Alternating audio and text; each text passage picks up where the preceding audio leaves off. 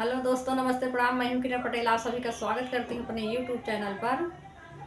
आज मेरा कई दिन से वीडियो नहीं गया है, तो अब हमारा वीडियो जाएगा, क्योंकि हमारा तबीयत ख़राब था, इसलिए वीडियो नहीं बना पा रही थी, तो वीडियो डाल भी नहीं पाई। तो प्लीज़ आप लोग से रिक्वेस्ट करती हूँ कि वीडियो को फुल वॉच करना।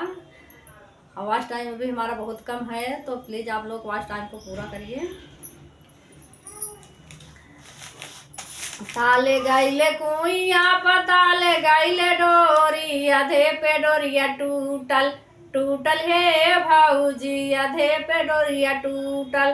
ताले गाइले कुइया पताले गाइले पानी, अधे पे डोरिया टूटल टूटल हे भाऊजी, अधे पे डोरिया टूटल।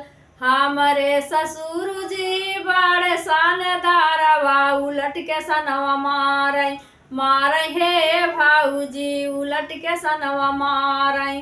ताले गाइले कुइया पताले गाइले पानी, अधे पे डोरिया टूटल टूटल हे भाऊजी, अधे पे डोरिया टूटल। ताले गाइले कुइया पताले गाइले पानी, अधे पे डोरिया टूटल टूटल हे भाऊजी, अधे पे डोरिया टूटल। हमरे जेठ जी बड़े शानदारवा, उलट के सनवा मारे हे भाऊजी, उलट के सनवा मारे। ताले गाइले कुइया पताले गाइले पानी, अधे पे डोरिया टूटल टूटल हे भाऊजी, अधे पे डोरिया टूटल।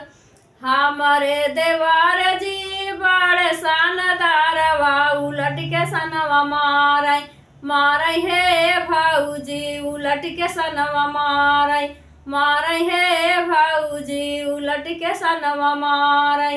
हमारे देवार जी बड़े शानदारवा, उलट के सनवा मारे हे भाऊजी, उलट के सनवा मारे।